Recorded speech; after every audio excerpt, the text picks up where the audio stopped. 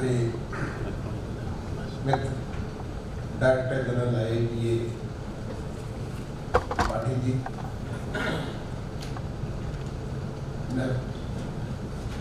Centre for urban studies के professor Pandey ji, professor Charu Malhotra ji, Amitabh Ranjan जी,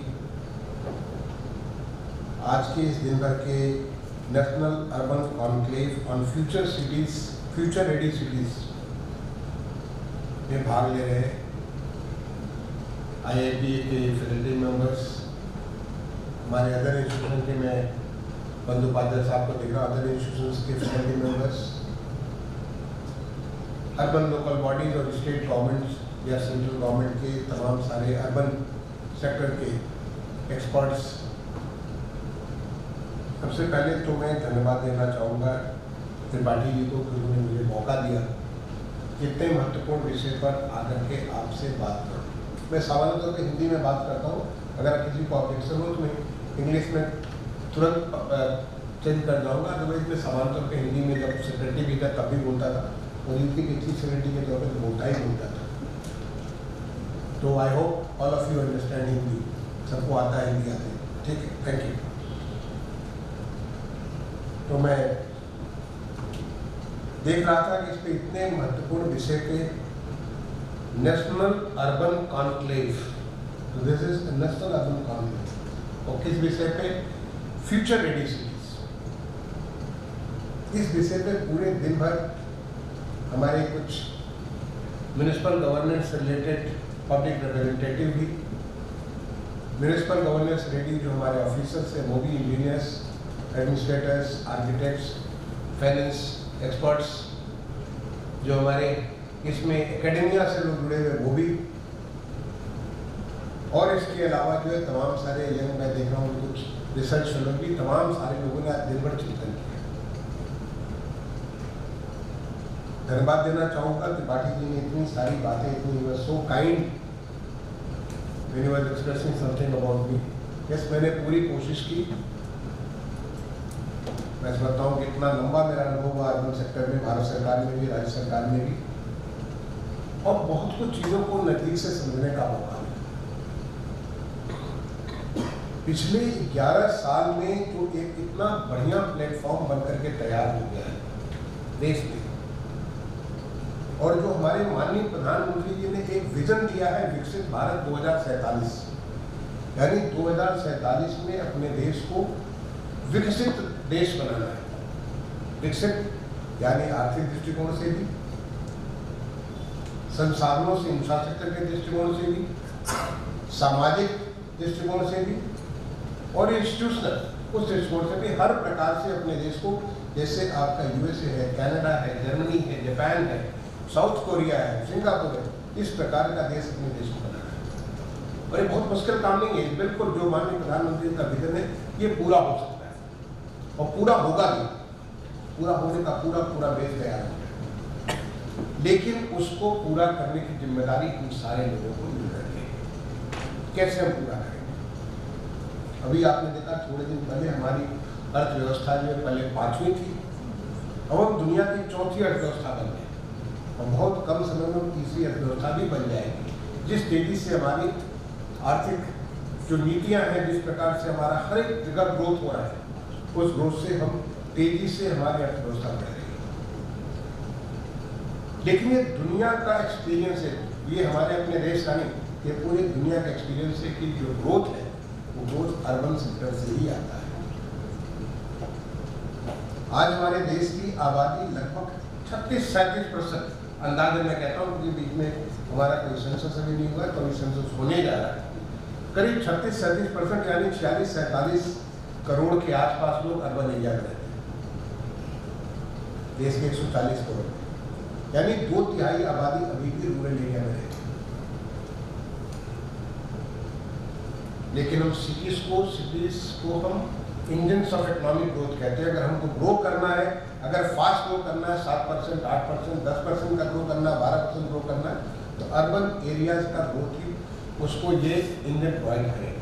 rural area से आप 4% कर सकते हैं, 5% कर सकते हैं, वो बहुत ज़्यादा है, क्योंकि उसमें उतना ज़्यादा ग्रोथ नहीं है। क्योंकि जब अर्बन एरिया में लोग कॉन्ग्लोमरेट करते हैं, जब इकट्ठा होते हैं, तो सारे के सारे एक दूसरे को वो सिनर्जाइज करते हैं। जो फैक्टर्स ऑफ इकोनॉमी है, जो इकोनॉमी के जो अलग अलग अंग हैं, वो सारी इकोनॉमी के अंग एक दूसरे को सिनर्जाइज करते हैं। सिनर्जाइज करने से ग्रोथ रेट बहुत तेज बढ़ जाता है। और अब तो हमारा रूरल और अर्बन दोनों इकोनॉमी एक दूसरे को जोड़ करके, एक दूसरे का संबल बन करके, दोनों को एक दूसरे को कॉम्प्लीमेंट सप्लीमेंट करते हुए ग्रो करते हैं। जब रूरल अर्बन इकोनॉमी तेजी से ग्रो करती है तो वो एक मौका देती है रूरल इकोनॉमी को ग्रो करने के। रूरल इकोनॉमी में भी वहाँ पे भी जो आपका पूरा फैक्टर ऑफ प्रोडक्शन, जिस प्रकार का जो आपका एग्रीकल्चर के बारे में हो, हॉर्टिकल्चर के बारे में, फ्रूट्स के बारे में, जो आपका वहाँ प्रोडक्शन के तौर तरीके भी बदलने लग जाते हैं, क्वालिटीज उससे बदल जाती है, उनकी इनकम लेवल बढ़ जाता है। तो एक दूसरे को जब हमारा अर्बन ग्रो करता है तो रूरल भी ग्रो करता है, तो ओवरऑल ग्रोथ आपका बहुत तेज हो जाता है। और वही हमको अपने 2047 को जो माननीय प्रधानमंत्री जी ने लक्ष्य रखा है, उस लक्ष्य को पूरा करने के लिए जरूरत है। अब हम कैसे एरिया को अर्बन ग्रो करेंगे? आज से 10-11 साल पहले मुझे ख्याल है 2014 से ही मैं अर्बन एरिया में मैं एडिशनल सेक्रेटरी अर्बन डेवलपमेंट के रूप में आ गया था, मिनिस्ट्री ऑफ अर्बन डेवलपमेंट। उस समय जब माननीय प्रधानमंत्री जी कहते थे कि मैं 100 स्मार्ट सिटी बनाना है, तो हम लोग को ये समझ में भी नहीं था मिनिस्ट्री में कि स्मार्ट सिटी होता क्या है, किसको आप स्मार्ट सिटी कहेंगे, किसको आप नहीं कहेंगे। कब आप कहेंगे कोई स्मार्ट सिटी बन गया, तब आप कहेंगे अभी नहीं बन पाया, अभी और बनने के लिए मेहनत करेंगे। माननीय प्रधानमंत्री का विजन था कि हाउसिंग फॉर ऑल, स्वच्छ भारत मिशन, सारे के सारे देश को स्वच्छ कर देना है, सारे के सारे शहरी इलाके को आपका ODF भी करना है और उसको जो है गार्बेज फ्री भी करना है। ये माननीय प्रधानमंत्री का विजन था उस समय 2014 में, और जिसके लेकर के बहुत सारे तमाम सारे आपको मुझे बताने की जरूरत है, बहुत सारे मिशन प्रारंभ किए। 2014 से लेकर 2025 के बीच में पिछले 11 साल में इतना सारा कुछ हमारे देश ने सीखा है कि अब हम इन चीजों पे बेंचमार्क करने लगे। उस समय जब माननीय प्रधानमंत्री जी कहते थे हमें अर्बन ट्रांसपोर्ट के बारे में, हमें उतनी सारी बातें समझ नहीं थी, लेकिन आज 1000 किलोमीटर का मेट्रो हम चला लेंगे, 1 करोड़ से ज्यादा पैसेंजर डेली हमारे मेट्रो पे चलते हैं।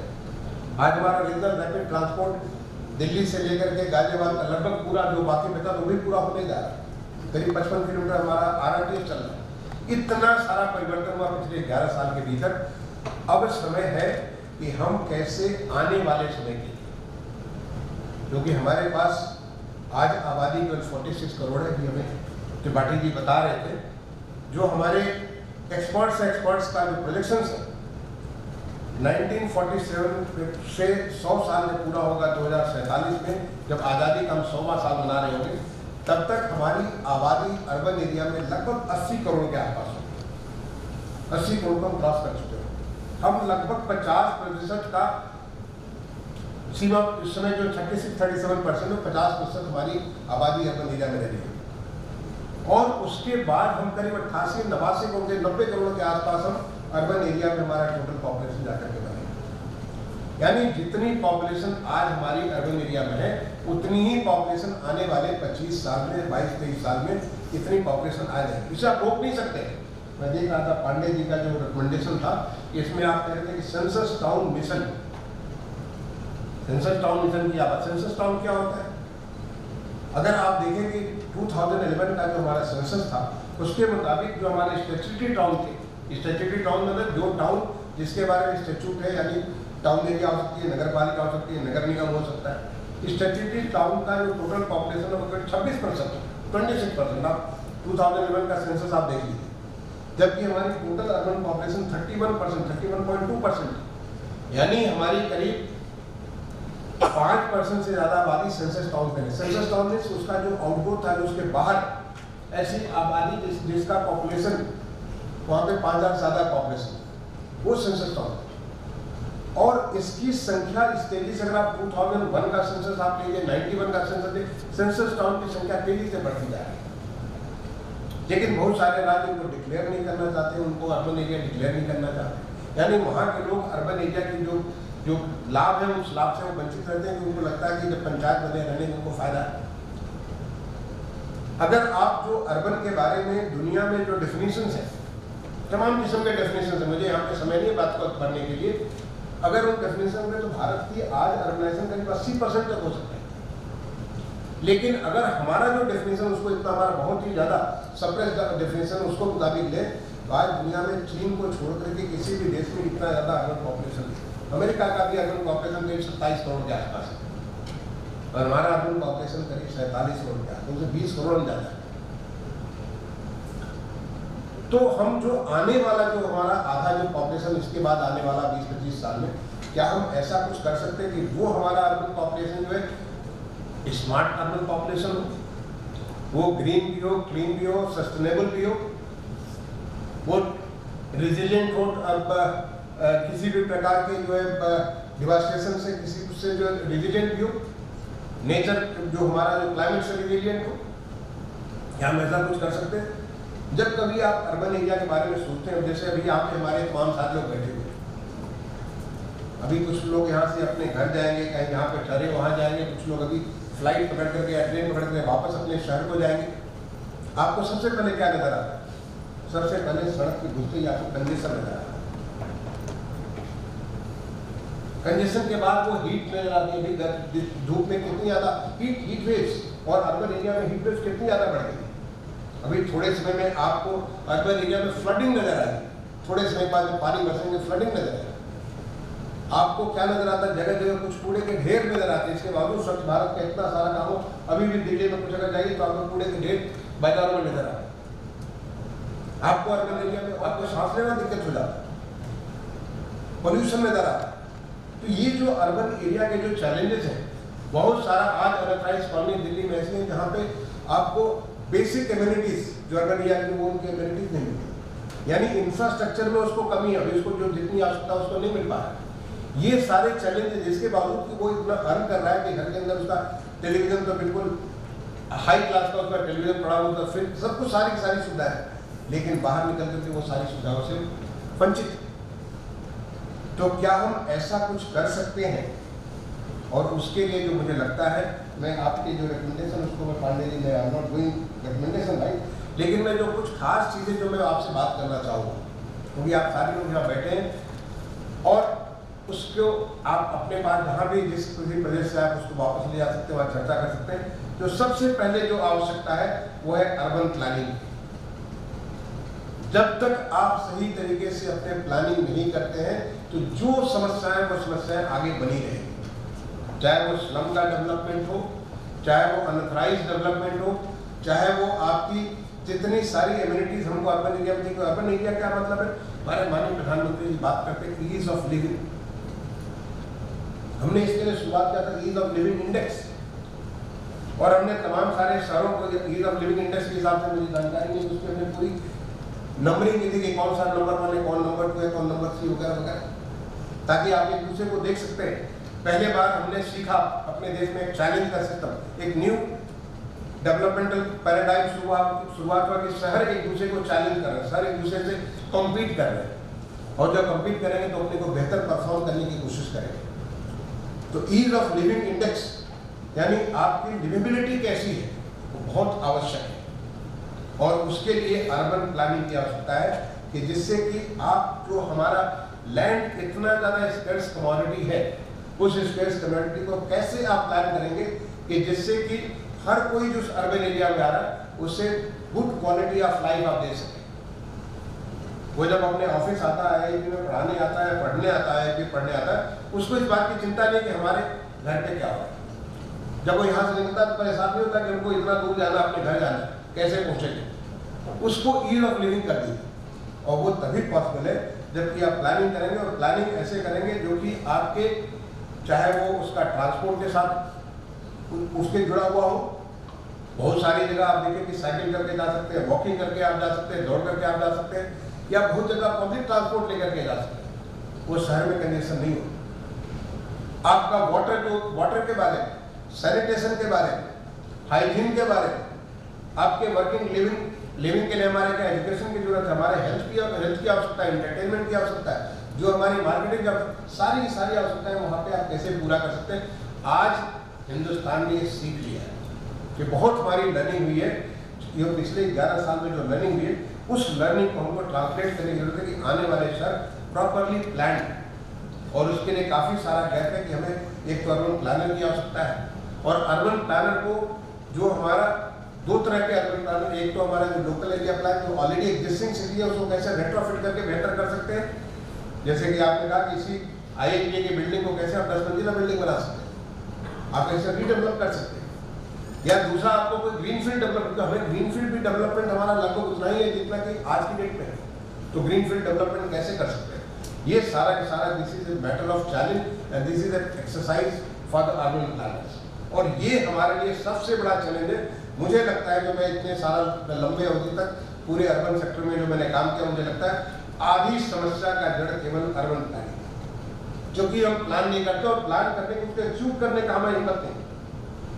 अगर हम उसे प्रॉपरली एग्जीक्यूट करें, और आज हमारे पास सबसे बड़ा हथियार क्या है, टेक्नोलॉजी का हथियार है। जो त्रिपाठी जी ने बात की PM समिति के बारे में, बहुत बड़ा चैलेंज था, और उस पूरे चैलेंज को हमने केवल टेक्नोलॉजी के माध्यम से एड्रेस किया। अगर हम back to back A to Z सब कुछ टेक्नोलॉजी आधारित कर देंगे तो बहुत हमारे लिए काम आसान हो जाएगा। और आज हमारे पास तो आई भी है, जो आप सोचिए कि जो ICCC है, integrated command and control centre, it's like a brain and nervous system of the city, पूरा शहर का एक एक चीज को मॉनिटर कर सकता है, देख सकता है, और इसको वहाँ पे अभी मुझे मालूम नहीं कि इसमें क्या स्थिति है, उसमें मैंने नया चीज बिल के माध्यम से प्रारंभ किया था, ICCC as a service. ICCC बनाने में हमारे शहरों में 100 करोड़ 125 करोड़ रुपए लगे। अगर ICCC एज ए सर्विस कर दे तो फ्रैक्शन ऑफ पैसे में, और वो बना करके मुझे डेमोन्स्ट्रेट कर दिया था, उसका केवल बिजनेस मॉडल तैयार किया जा रहा है, और जब वो बिजनेस मॉडल एक बार तैयार हो जाए जिससे कि शहरों को कोई 10 लाख रुपए खर्च करिए और देखिए कि आपने अगर ये कैमरे लगा दिए तो सारा का सारा जितनी हाइजीन का पार्ट है उसको आप ICCC से कर सकते हैं। You don't have to have all that big system, बनाने की आपको आवश्यकता नहीं। आज टेक्नोलॉजी हमको ये सुविधा देगी कि क्लाउड होस्टेड ये सारा का सारा सिस्टम को आप उसे यूटिलाइज कर सकते हैं। केवल उसका जो कॉमर्शियल मॉडल, मैं समझता हूँ कि मिनिस्ट्री उसके ऊपर काम कर रही होगी या कर चुकी होगी, जानकारी मुझे नहीं है, लेकिन ICCC के माध्यम से पूरे शहर का आपने बना दी।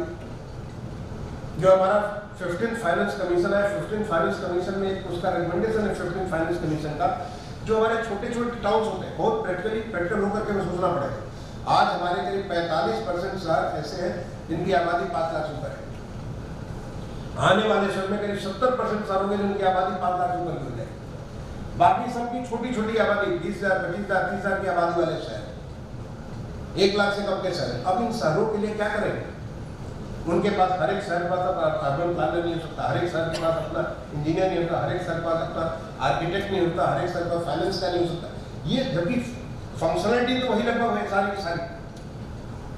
तो यहाँ पर टेक्नोलॉजी हमारी मदद करेगी, और इसके लिए 15th फाइनेंस कमीशन ने रिकमेंडेशन किया, उसके लिए 500 करोड़ रुपये की व्यवस्था भी की थी, और इसको हमने उड़ीसा में हमने इसको चालू भी कर दिया। आपके टाटा में वहाँ पर हमने जाके इसको चालू भी कर दिया। Shared services, shared municipal services, कोई इसको हम आउटसोर्स कर सकते हैं। सब एक्सपर्ट्स जो कि टाउन प्लानर भी होंगे, आर्किटेक्ट भी होंगे, इंजीनियर भी होंगे, वो फाइनेंस के भी लोग होंगे, जो अकाउंटिंग के लोग, सारा सर्विसेज आपको टेक्नोलॉजी के माध्यम से यहाँ बैठ करके यहाँ से 1000 किलोमीटर दूर की भी सर्विसेज को कर सकते हैं, और जहाँ जरूरत होगी उसको हम ग्राउंड ट्रूथिंग कर लेंगे।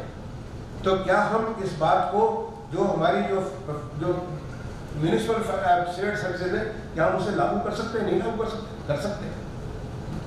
15th फाइनेंस कमीशन ने पहले बार ये रिकमेंडेशन किया था कि हिंदुस्तान के 8 स्मार्ट शहर बनाएंगे, उसके लिए 1000 करोड़ रुपये की व्यवस्था की थी।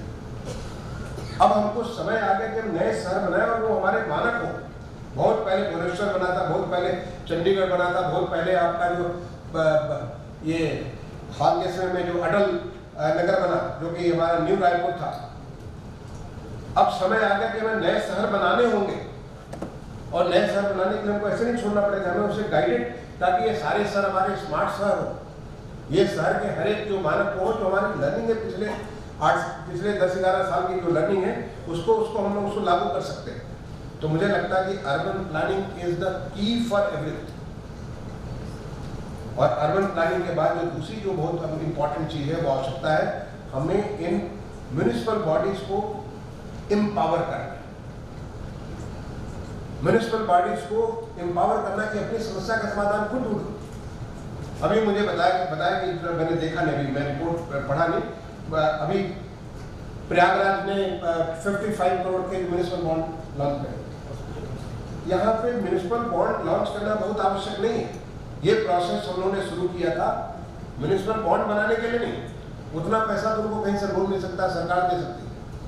पूरा का पूरा governance structure, financial structure, administrative structure, आपका जो जितना सारा जितना उनकी प्रॉपर्टी है, सारी की सारी चीजों को आप डिजिटाइज करके ऐसा कुछ कर दिए कि जिससे आपकी रेटिंग,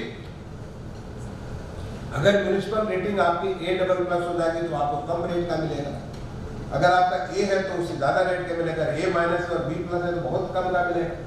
तो ये पूरी एक्सरसाइज की जा रही थी ताकि सिटीज अपना पूरा का पूरा गवर्नेंस स्ट्रक्चर को बेहतर कर लें, और एक बार गवर्नेंस स्ट्रक्चर को बेहतर करेंगे तो 55 करोड़ उनको लेंगे और फिर वो वापस पे कर देंगे, फिर उन्हें कॉन्फिडेंस बनेगा और भी पैसा ले सकते हैं, मार्केट से पैसा पिक कर सकते हैं। ये हमें एम्पावर करना पड़ेगा सिटीज को, चाहे वो म्युनिसिपल हमारे जो मेयर और उनके जो सभासद हो, या उनका जो कमिटीज हो, या हमारे म्युनिसिपल के जो ऑफिसर्स हो, उनको फंड से, फंक्शन से, फंक्शनलिटी से उनको एम्पावर करने की जरूरत है ताकि वो खुद अपनी समस्या का निदान कर सके। अगर आप वो करना चालू करेंगे तो वो हमारे फ्यूचर सिटीज बनने चालू, और यही बात हमारे पूरे 10 साल की लर्निंग है जो माननीय प्रधानमंत्री जी ने शुरुआत की कि हम लोग पहले सोचते थे, पहले सारी की सारी स्कीम्स यहाँ से बनती थी, दिल्ली से बनती थी और वो जाती थी वहाँ पे राज्य के छोटे से टाउन एरिया नगर पालिका में, मुझे ख्याल है उसके पहले देने निवारण में इसी प्रकार से हुआ करता है। पहले बार सिटीजन्स ने मिलकर के अपने लिए योजनाएं बनाने चालू की, वहाँ पे सिटी लेवल पे डिस्कशन होना चालू हुआ, सिटीजन्स के एंगेजमेंट होने चालू हुए, चाहे वो प्लानिंग के बारे में हो, चाहे उसके इम्प्लीमेंटेशन के बारे में। जब वो होगा तो सस्टेन करेगा, वो लॉन्ग टर्म के लिए और सस्टेनेबिलिटी के लिए सबसे बड़ा आवश्यक है कि लोकल लेवल पे उसकी ओनरशिप होनी चाहिए, और लोकल लेवल पे ओनरशिप तब होगी जब वो उसके अंदर पार्टिसिपेट करेंगे, चाहे उसको प्लान करने में, चाहे उसे एक्सिक्यूट करने में। ये हमारा मॉडल स्मार्ट सिटी का मॉडल है। मैं तो कहूँगा कि आज हमें आवश्यकता स्मार्ट सिटी मिशन हमारा 2025 मार्च में खत्म हो। आपको लगता है कि स्मार्ट सिटी मिशन क्या इसीलिए था कि उसको कुछ शहरों में कुछ प्रोजेक्ट बना दिए जाए? बिल्कुल नहीं। Smart city mission is a learning exercise, how to make cities smart, how to make cities smart. Smart का मतलब cities which is liveable, which provides good quality of living for the citizens, which is economical, which makes the city economically able। वहाँ जो लोग हैं उनको livelihood opportunity बेहतर करती है। अगर कोई सिटी वहाँ पे किसी प्रकार का हैंडीक्राफ्ट होता है, अगर वहाँ पे किसी प्रकार का रोजगार होता है, उसको कैसे वैल्यू एडिशन करेंगे जिससे कि वो रोजगार इतना बन जाए कि आज अगर वहाँ पे 10 करोड़ का वहाँ बिजनेस होता है, उसे हम 100 करोड़ का बिजनेस कैसे कर सकते हैं? What is that we can do? कैसे हम उसको 500 करोड़ का बिजनेस कर सकते हैं? कैसे सिटी की जीडीपी को, जैसे नेशनल जीडीपी होता है, जैसे कि स्टेट जीडीपी होता है, सिटी की जीडीपी को कैसे हम ग्रो कर सकते हैं? और वो तभी संभव है जब वहाँ के हर एक करते हुए जो उन्हें एक बेहतर इकोसिस्टम डेवलप करके उसे बेहतर, उसे इकोनॉमिकली उसे बेहतर बना, वो कैसे बना सकते हैं? ये हमारी लर्निंग थी स्मार्ट सिटी में। कैसे हम लोग सिटी को सस्टेनेबल बनाते, जो सिटी इकोनॉमिकली, सोशली, इन्वायरमेंटली कैसे वो सस्टेनेबल हो सकती है? नहीं तो सिटी बनती है खत्म हो जाती है। ये जो हमारी लर्निंग है, क्या उस लर्निंग के लिए, चाहे वो स्मार्ट रोड बनाने के बारे में हो, स्मार्ट इलेक्ट्रिसिटी के बारे में हो, स्मार्ट एजुकेशन के बारे में, स्मार्ट हेल्थ के बारे में हो, क्या हम लर्निंग को एक जगह डॉक्यूमेंट करके क्या भारत सरकार उसके बारे में गाइडलाइन जारी करेगी जो कि नेशनल वाइड लागू हो सकती है?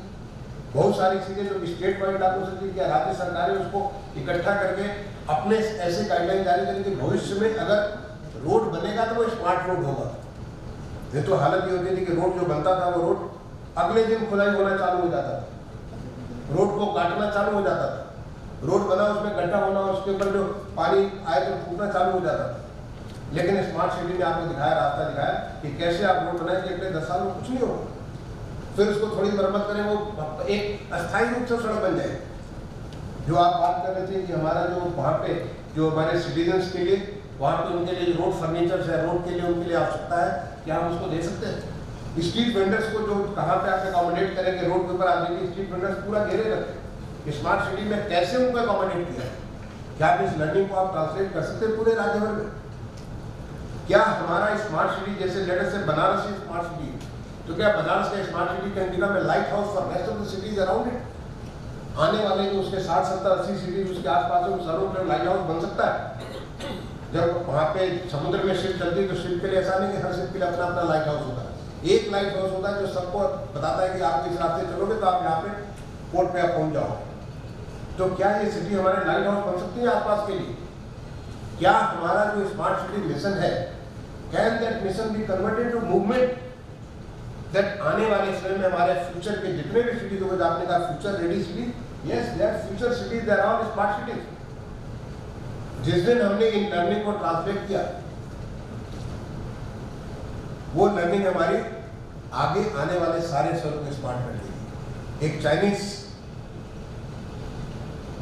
कहावत है कि आप किसी को अगर एक दिन का पेट भरना चाहते हैं, आप उसे एक मछली दे दीजिए, और जिंदगी भर का पेट भरना चाहते हैं उसे मछली मारना सिखा दीजिए, फिर आपको पेट भरने की जरूरत है। तो आपने उसको स्मार्ट सिटी बनाने के लिए आपने किसी शहर को आपने स्मार्ट बनाने के लिए उनको पैसा दिया, 500 करोड़ भारत सरकार से दे दिया, राज्य सरकार से 500 करोड़ दे दिया, कुछ उन्होंने कन्वर्जन से उसको इकट्ठा कर लिया, कुछ उन्होंने प्लान बनाया, सिटीजन से मिलकर कुछ बनाया, और सिटी का कुछ पार्ट को स्मार्ट बनाया।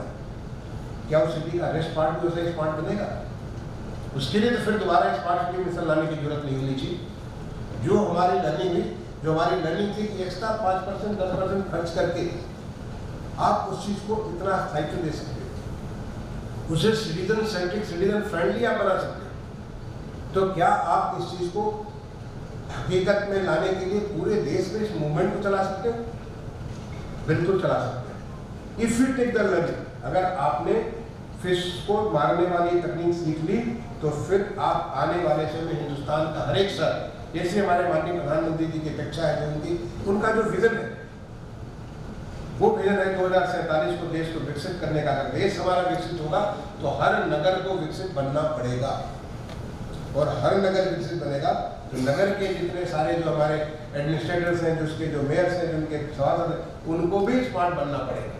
तो हमारा शहर जाकर के स्मार्ट बनेगा, तो हमारा देश वो विकसित देश बनेगा। विकसित बनने के लिए जो हमारी लर्निंग है, जो तमाम सारे मिशन की, आप सोचिए कि पहले तो हमारा मिशन क्या होता था, अमृत में हमने 500 शहर को ले रखा है। अब आज करीब 4900 शहर में हिंदुस्तान के सारे शहरों को, अमृत को, वी मेक द सिटीज, हर एक घर में पानी भी पहुंचेगा, हर एक यहाँ सीवर की व्यवस्था भी होगी। और सीवर में हमने पहले केवल सीवर एंड एसटीपी होता था, एफएसएसटीपी आपके राज्य में उड़ीसा से लाके हमने इसकी शुरुआत की थी, बहुत बढ़िया काम आपको दिखा हुआ, और पूरे देश भर में फैल गया। तो हमारे पास टेक्नोलॉजी की कमी नहीं है, नॉलेज की कमी नहीं है, नॉलेज को इम्प्लीमेंट करने की हमें आवश्यकता है, उसके लिए हमको क्षमता वृद्धि करने की आवश्यकता है। इसीलिए जो अमृत 2.0 जो बनाया गया सितंबर 2021 में, उसको लॉन्च किया गया, तो उसमें क्षमता वृद्धि केवल अधिकारियों की नहीं, केवल म्यूनिसिपल कर्मियों की नहीं, बल्कि जो प्राइवेट के लोग हैं उनकी भी क्षमता वृद्धि के लिए उसमें व्यवस्था की गई। उसमें टेक्नोलॉजी के कंपोनेंट को आज हिंदुस्तान में स्टार्टअप का जो सिस्टम है, जो स्टार्टअप का जो इकोसिस्टम है, दुनिया का one of the best startup ecosystem Hindustan में, आज पहले बार हिंदुस्तान में नवाचार, हमारा जो इनोवेशन का इतना बढ़िया व्यवस्था बना हुआ है कि हर जगह इनोवेशन के लिए कोशिश करते हैं। तो उस व्यवस्था को यूज करके जो अमृत 2.0 उसमें व्यवस्था की गई कि आप कुछ नया सोचो। अगर एग्जिस्टिंग सिटी में आपने बात की, जब पांडे जी बात कर रहे थे कि नॉन रेवन्यू वाटर की आप बात कर रहे थे, तो नॉन रेवन्यू वाटर को एड्रेस करने का एक तो तरीका हो सकता है कि आप पूरा एक नया वाटर लाइन लगा दीजिए। दूसरा तरीका हो सकता है कि कुछ आप नया सोचो, एक इनोवेटर इसको सोचो कि कैसे जो एग्जिस्टिंग वाटर पाइपलाइन उसमें हम कैसे मिनिमम खर्च करें, मिनिमम खर्च करें और बेहतर बेस्ट से बेस्ट रिजल्ट करें। और ऐसा हो सकता है, हमारे यहाँ नॉलेज की कमी नहीं, एक्सपर्टीज की कमी नहीं। इनफैक्ट जो माननीय प्रधानमंत्री जी ने जब स्मार्ट सिटी मिशन को लॉन्च किया था, मुझे ख्याल है 25 जून 2015 को हम लोग वहीं पे विज्ञान भवन में सामने बैठे हुए थे, उन्होंने पूरे स्मार्ट सिटी मिशन को केवल 3 शब्दों में ला दिया था। स्मार्ट सिटी क्या चीज है? Getting more from less. आप कैसे अधिक से अधिक ले सकते हो कम से। ये ज्ञान अगर आपने टेक्नोलॉजी असिस्टेड टेक्नोलॉजी का यूज करके, और वो टेक्नोलॉजी जिस प्रकार से आज बढ़ रही है, चाहे आर्टिफिशियल इंटेलिजेंस हो, जब हम लोग स्वच्छ सर्वेक्षण करते थे 2016, 17, 18, 19 में, तब ये सब AI नहीं था। आज AI के माध्यम से कैसे आप इतना फास्ट कर सकते हो। आज जो है इतनी सारी नई नई चीजें आपके पास आ गई हैं, इतनी प्रेसिजन की चीजें आ गई हैं, जिसको आपका आउटरीच, आपका जो सिस्टम है बहुत ज़्यादा बढ़ गया। यहाँ हम उस टेक्नोलॉजी का प्रयोग करके जो सिटीज़ को असिस्ट कर सकते हैं कि सिटीज़ हमारी आने वाली सिटीज़ हमारी स्मार्ट सिटीज़ बने, to get more from less. तो मुझे लगता है कि जो हमारी जो पूरा का पूरा, जो मैं ऐसे तो मैं इसमें घंटों में बात कर सकता हूँ, लेकिन जो हमें सोचने की बात है, urban planning is the key. वो हमारे 50% समस्याओं को खत्म कर दे।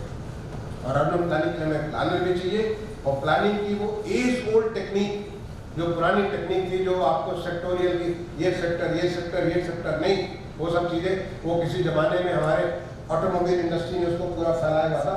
अब आपको सारा मिक्स पॉपुलेशन को ऐसे करना है कि ताकि हमें एक बहुत अच्छा जो है, डेनमार्क के कोपेनहेगन के बहुत अर्बन प्लानर है ईएन गेल, जिन्होंने कहा है cities are for the people, लोगों को शहरों को शहरियों के लिए बनाना है ताकि उनकी जिंदगी आसान हो सके, जिससे कि वो जो जिस तमन्ना को लेकर जो अपना वो ऊंची उड़ान उड़ना चाहते हैं, उनको उड़ने के लिए पूरा का पूरा हम माहौल खड़ा कर रहे हैं, इकोसिस्टम खड़ा कर रहे हैं। और ये पॉसिबल है, हमारे देश में पॉसिबल है। जिस प्रकार की इम्पॉसिबल चीज़ें अभी आप देखिए, ऑपरेशन सिंदूर के दौरान जिस प्रकार का प्रेसिजन से जो काम हुआ है, दुनिया में आज तक कभी नहीं हुआ। हर भारतीय को गर्व महसूस होता है कि हमारी मिसाइल गई और जाकर के जो हमारा आतंकवादी का जो इंफ्रास्ट्रक्चर था, सीधे वहाँ पे पॉपुलेशन थी, सिविलियन पॉपुलेशन थी, कहीं किसी को नुकसान हुआ, सीधा जाके वहाँ पे हिट की। जो हमारी मिसाइल्स और हमारे जो ड्रोन गए, वो जाके सीधे उनके एयर बेसेस को, वो भी टारगेट किया। आप देखो सरगोजा का जो एयर बेस है, जो एक स्ट्रीट पे दोनों के बीचों बीच जा करके, मैं इधर से आप जा सकते हो, इधर से जा सकते हो। जैसे आप देखोगे कि हमारे बहुत सारे एयर स्ट्रीट में कई सारी एयर स्ट्रीट दूसरे क्रॉस करके उसके बीचों बीच जाकर हिट किया।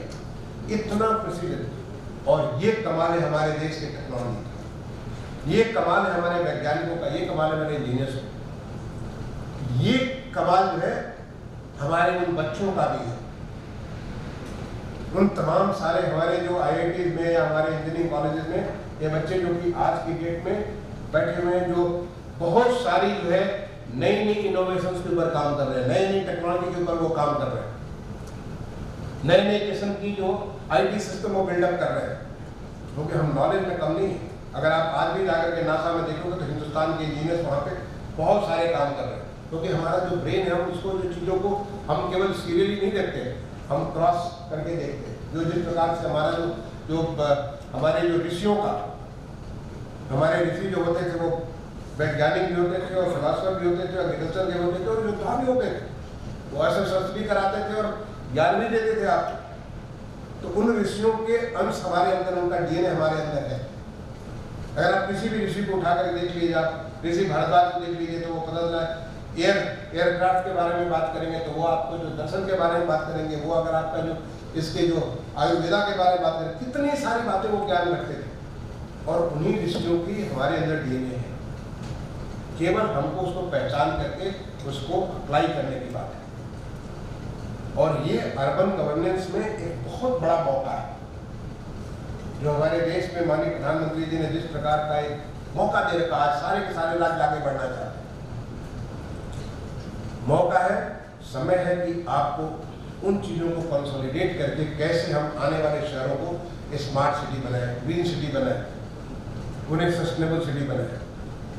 और इन सब के मैं एक और बात, इन सबको एक कहते हैं कि लास्ट में एक बार बना करके आप हेडलाइन आप उसे डाल देते हैं।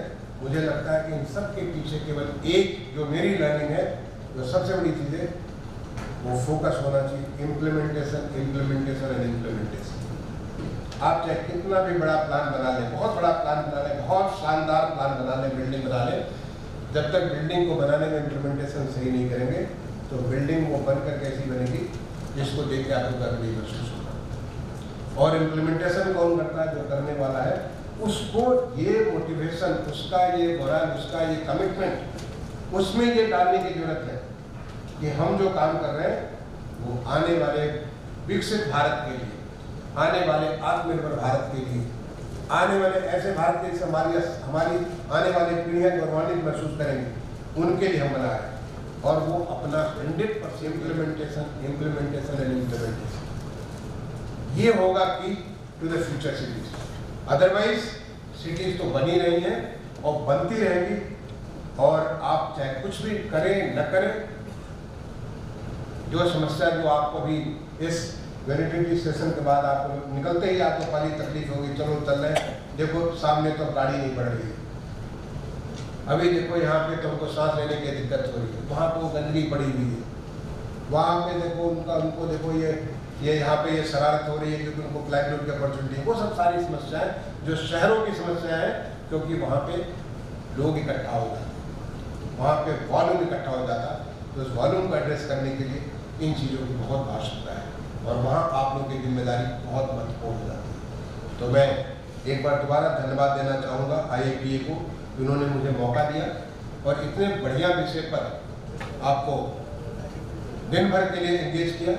और मैं समझता हूँ कि इसके एंगेजमेंट के बाद जो आपका जो भी रिकमेंडेशन निकलेंगे उसको राज्य सरकारें देखेंगी, भारत सरकार उसको देखेगी, जो म्यूनिसिपल सरकारें उसको देखेंगी और उसको देखकर गौर करेंगी और उसे इम्प्लीमेंट करेंगी।